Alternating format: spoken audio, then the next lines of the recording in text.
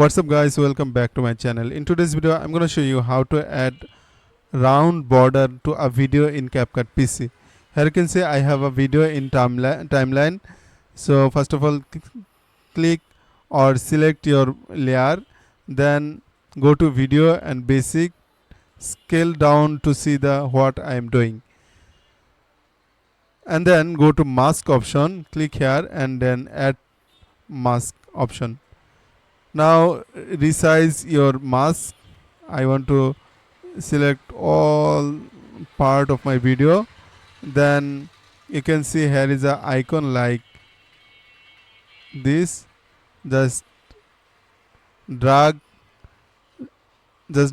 to make a round border, or you can also do this from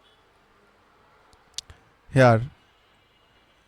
Here you can see I am doing the rounded border like this.